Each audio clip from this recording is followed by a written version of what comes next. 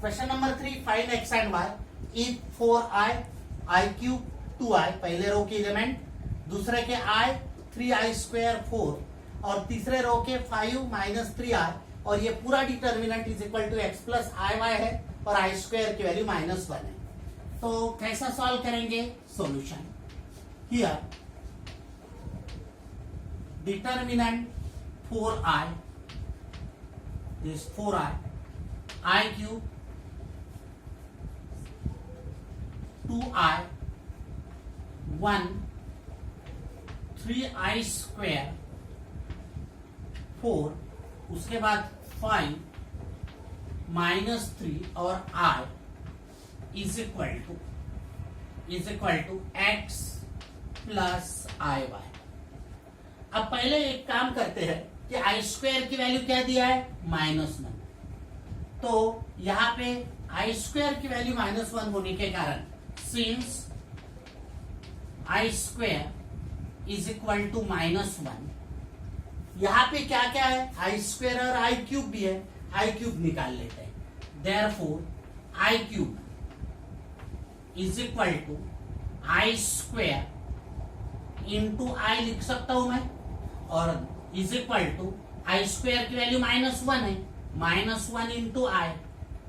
तो naturally I cube क्या मिल गया यहाँ पे आई क्यूब मिल गया आपको, i cube is equal to -1 into i, यानी -i। ये आई क्यूब की वैल्यू है और ये आई स्क्वायर की वैल्यू है। ये दो वैल्यू मैं यहाँ पे पहले पुट कर देता हूं। तो देयरफॉर डिटर्मिनेंट 4i, आई वैसा ही रहने देता हूं, 4i I cube, but what is I cube? -i। After that ये 2i, उसके बाद 1 3 इंटू आई स्क्वायर इज -1, तो 3 इंटू -1 -3, ये देखो -1 पुट किया, उसके बाद 4, आफ्टर दैट ये 5, फिर -3, उसके बाद i, और this is equal to x plus i y. ये इधर राइट हैंड साइड को मैं कुछ भी नहीं कर रहा हूं। अब नेचुरली ये 3 इंटू -1, मैंने लिखते समय 3 इंटू -1 लिख लिया, सबको समझाऊंगा। अभी मैं ये मिटा के -3 लिखता हूं। अब ये मिटा लेता हूं, 3 इंटू -1 लिखा, क्यों -1? आई स्क्वायर की वैल्यू, और अब मैं यहाँ पे -3 लिख लेता हूं। तो अभी समझ में आया होगा। अब इसको सॉल्व करना है। तो पहला एलिमेंट डिटर्मिनेंट में क्या होता है? एज इट इज रहता है 4i। बाद में ये रो और ये कॉलम छोड़ देने का रहता -3 इंटू आई, -3i, बीच में हमेशा माइनस, ये डिटर्मिनेंट, ये रो और ये कॉलम छोड़ देना है 4i लेके, -3 इंटू आई, बाद में माइनस, और -12, तो माइनस ऑफ माइनस प्लस, और ये हो गया 12। बाद में बीच में हमेशा माइनस होता है, माइनस, लेकिन ये माइनस है तो माइनस ऑफ माइनस प्लस, बीच की टर्म माइनस लेना पड़ता है, बट वह ऑलरेडी माइनस है, तो माइनस ऑफ माइनस प्लस हो गया। अब ये रो ये कॉलम छोड़ देना है, ये डिटर्मिनेंट 1 इंटू आई, बीच में माइनस, 5 इंटू 4 20, ये हो गया। आफ्टर दैट ये लेना है, ये हमेशा प्लस लेते हैं आखिरी में, प्लस 2i इंटू, अब ये रो और ये कॉलम छोड़ के बाकी डिटर्मिनेंट 1 इंटू -3, -3, 1 इंटू -3, बीच में माइनस, अब 5 इंटू -3 -15, तो माइनस ऑफ माइनस प्लस हो जाएगा, और यहाँ पे 15 इज इक्वल टू, इधर वैसा ही x plus i Y, x plus i y. अब इसके आगे कैसा सॉल्व करने का? तो ये मैं मिटा के आपको सॉल्व करवा देता। अब इसको सॉल्व करते आगे, 4i और -3i, -12i स्क्वायर, ये 12i स्क्वायर हो गया, -12 i इंटू आई स्क्वायर, उसके बाद प्लस यहाँ पे 4 12 48 और I ये मल्टीप्लीकेशन हो गया, प्लस प्लस आई स्क्वायर माइनस 20 आई, आई से मल्टीप्लाई किया तो आई स्क्वायर माइनस 20 आई, ये हो गया। उसके बाद ये पहले सॉल्व कर लेते, तो ये हो गया 12, क्योंकि -3 + 15 12, और 12 2 जार, तो प्लस 24 और i is equal to x plus i y. अब इसको सॉल्व कर लेते हैं, तो आई स्क्वायर की वैल्यू -1 पुट करता हूं, पुटिंग, पहले तो सॉल्व कर लेते हैं, -12 आई और प्लस आई स्क्वायर, -12 आई स्क्वायर और प्लस ये, तो ये हो गया -11 आई स्क्वायर, ये आई स्क्वायर सॉल्व कर लिए। फिर ये 48 आई -20 आई, तो ये हो गया 28 आई, ये देखो ये 28 आई, यार ये दोनों सॉल्व कर लिए पहले, तो ये हो गया 4 आई, ये और ये 4 आई, और ये 4 आई इसमें ऐड कर लिया, तो प्लस 52 आई हो गया, 52 आई इज इक्वल टू यहाँ पे x प्लस आई वाई। अब मैं क्या करता हूं, putting i square is equal to -1, putting i square equals to -1। अब ये -1 यदि पुट किया तो देयरफॉर ये -11 और यहाँ पे -1 पुट किया, इस उसके बाद plus 52 i is equal to x plus i y. अब ये माइनस ऑफ माइनस प्लस, तो therefore 11 plus 52 i is equal to x plus i y. और अब ये दोनों को कंपेयर करते हैं, ये 52 आई है, 52 आई इज इक्वल टू, अब ये दोनों देखो, ये just like number i, x plus i y, तो x की वैल्यू ये number, therefore what is x is equal to 11 हो गया, एंड y का कोएफिशिएंट, i का कोएफिशिएंट y है और यहाँ i का कोएफिशिएंट 52 है, तो i की वैल्यू क्या हो गई 52। इसको बोलते हैं कॉम्प्लेक्स नंबर को इक्वेट करना, मतलब रियल पार्ट और इमेजिनरी पार्ट बाद में पढ़ाऊंगा मैं आपको। यहाँ पे क्या होता है, i का कोएफिशिएंट जो है, या i का कोएफिशिएंट y है, या i का कोएफिशिएंट 52 है, तो मतलब 52i, और देखो 52i मतलब i इंटू 52 लिख सकते हैं ना, तो y की वैल्यू 52 हो गई यहाँ पे, या y की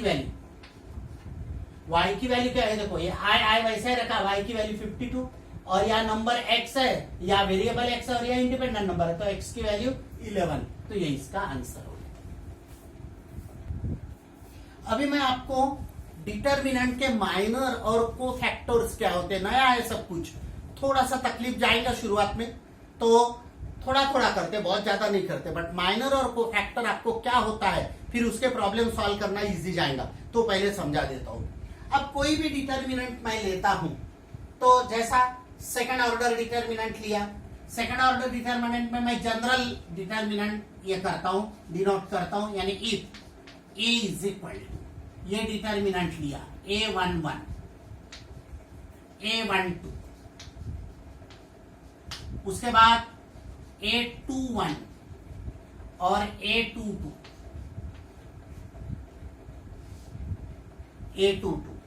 तो अब इसको ये 1 को क्या बोला जाता है, element of first row first column, element of first row second column, element of second row first column, और element of second row second column.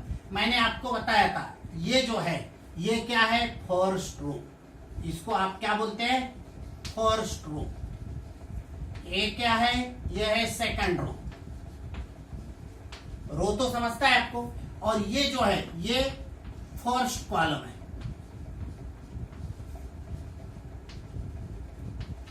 और ये जो है ये है सेकंड कॉलम।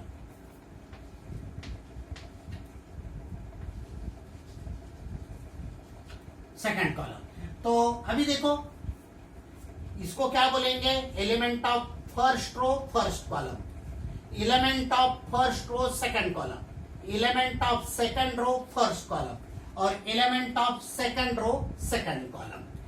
तो अभी माइनर और यानी जनरल क्या लिखा जाता है? इन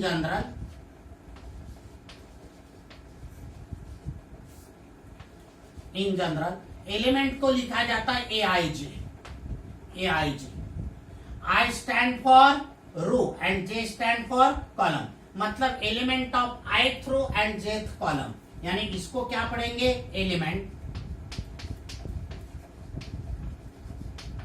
of ith row and jth column, यानी ith रो और jth कॉलम। ये रो का नंबर है और ये कॉलम का नंबर है। अब यहाँ पे माइनर और कोफैक्टर ये क्या होता है? अब ये जो यदि एलिमेंट है, ये एलिमेंट का माइनर क्या होगा? Minor of A11। तो देखो माइनर ऑफ A11, इसको डिनोट करूंगा मैं M11, is denoted by M11। क्या बोला मैंने? माइनर ऑफ पहले एलिमेंट का माइनर क्या डिनोट करेंगे? M11। और ये M11 जो रहेगा, M11 यहां पे हमेशा सेकंड ऑर्डर का डिटर्मिनेंट है, दो रो दो कॉलम। तो इसका माइनर क्या रहेगा? ये छोड़ देने का, ये छोड़ देने का, ये रहेगा A22। उसके बाद इसका माइनर क्या रहेगा? Minor of A22।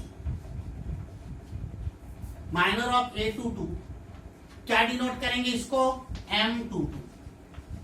मैंने पहले बताया माइनर M से, और जो एलिमेंट है वो दिस इज। अब इसका माइनर क्या रहेगा? ये छोड़ देने का, ये छोड़ देने का, तो A21। वैसा ही इसका माइनर लिखना है, माइनर ऑफ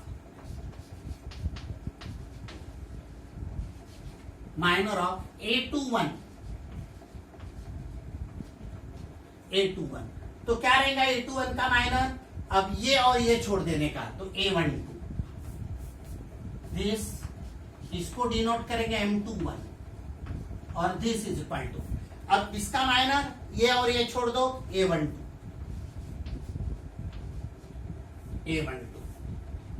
उसके बाद माइनर ऑफ A22,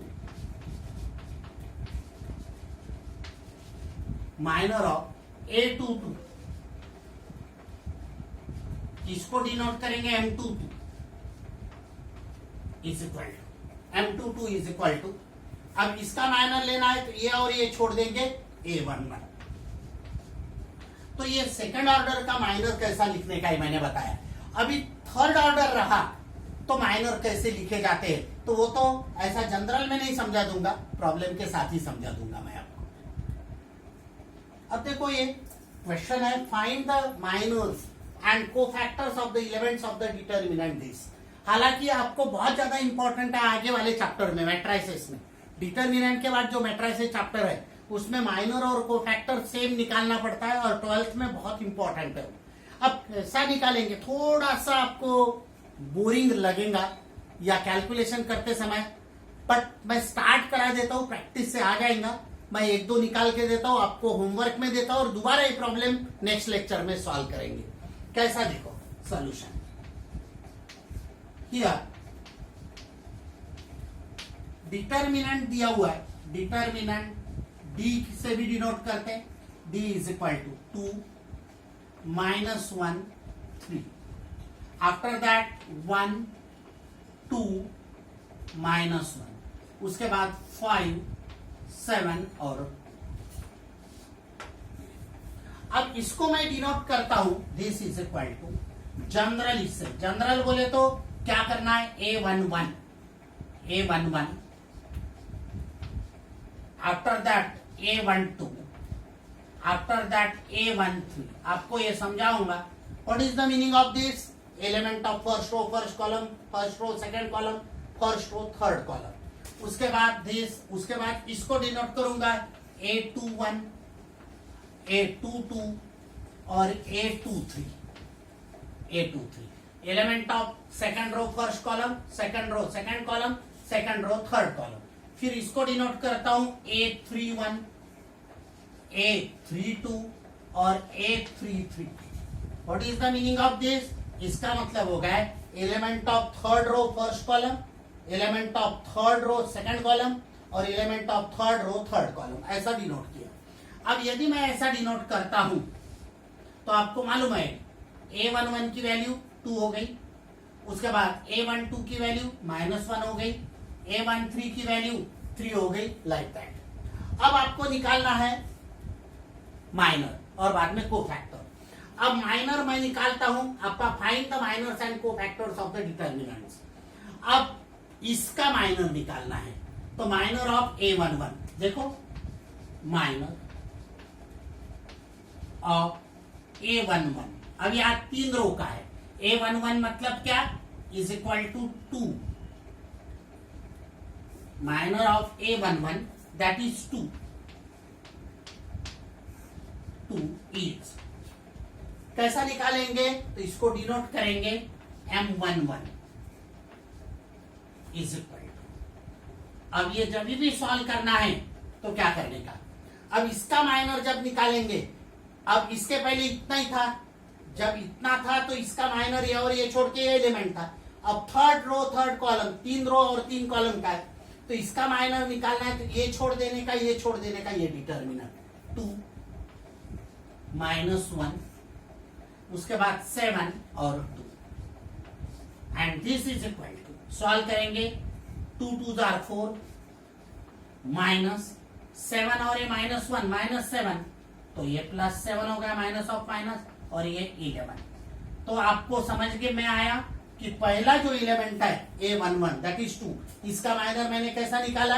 तो इसका माइनर निकालते समय ये रो ये कॉलम छोड़ दिया, ये डिटर्मिनेंट लेना पड़ेगा और इसको सॉल्व करा 2 2 जार 4 और 7, ये -7 हो गया, माइनस ऑफ माइनस +7 11। अब इसका कोफैक्टर कैसा निकालते हैं? तो कोफैक्टर, इसका कोफैक्टर, तो इसको डिनोट करें, जैसा ये M11 डिनोट किया, कोफैक्टर C11 डिनोट करें। और इसका फॉर्मूला है, हमेशा याद रखो, -1, ये -1 सभी इसमें रहेगा, और उसके बाद ये 1 + 1 करने का पावर में। मैं जनरल फॉर्मूला आपको लिख के देता हूं।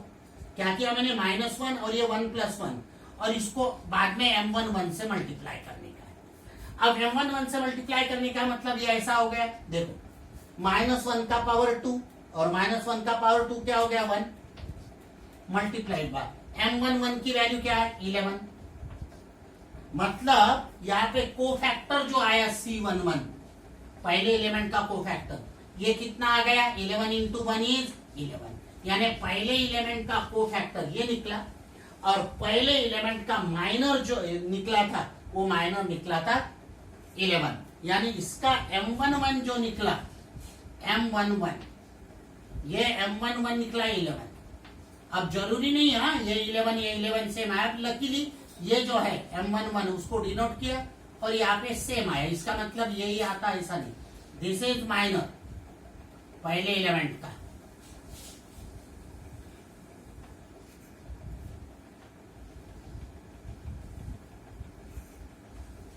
पहले एलिमेंट का माइनर, पहले एलिमेंट का कोफैक्टर।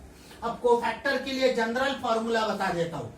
जनरल फॉर्मूला क्या है? -1 का पावर I + j, यानी कोफैक्टर का जनरल फॉर्मूला क्या है? तो मैं जनरल फॉर्मूला आपको बता देता हूं। कोफैक्टर का क्वेश्चन मिटा रहा हूं मैं।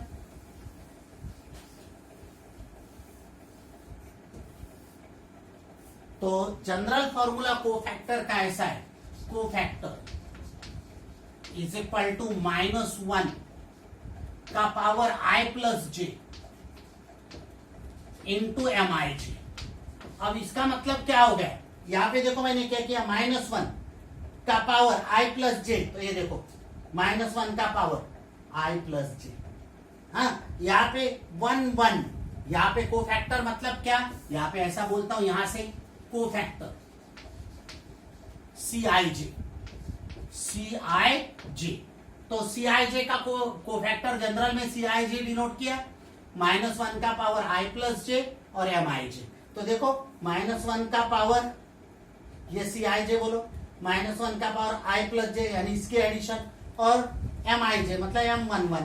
तो ये कोफैक्टर आया और ये माइनर आया। अभी बाकी एलिमेंट के और एक का मैं निकाल के बताता हूं और बाकी आपको करने देता हूं, अदरवाइज मैं ही पूरा करके देने वाला हूं, यू डोंट वरी। अब मैं और एक आपको माइनर और कोफैक्टर निकाल देता हूं और बाकी सब एलिमेंट के लिए आपको करने देता हूं। नहीं हुआ तो भी चलेगा, कल ट्राई करो और ट्राई करने के बाद मैं कल जब सॉल्व कर दूंगा तब आपको समझ में आएगा। अब मैं इसका माइनर और कोफैक्टर निकाल दिया मैंने, अब मैं इसके लिए जा रहा हूं, इसका माइनर और कोफैक्टर निकालना है। तो पहले तो मैं माइनर निकालता हूं।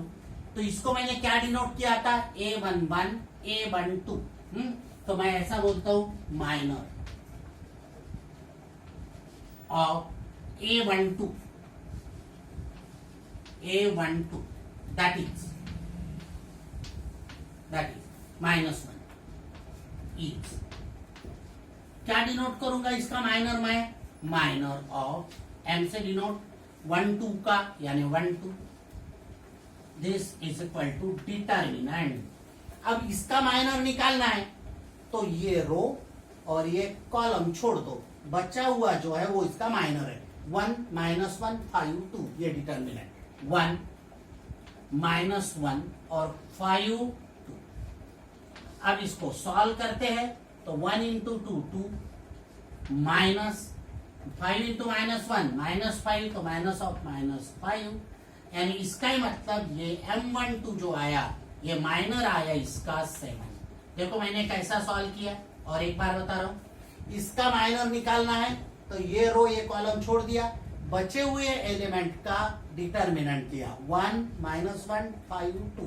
देखो 1 -1 5 2 उसको सॉल्व किया, ये आया -1।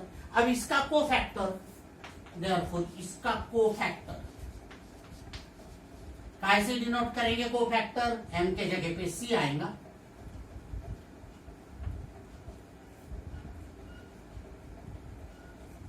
ये 1 2।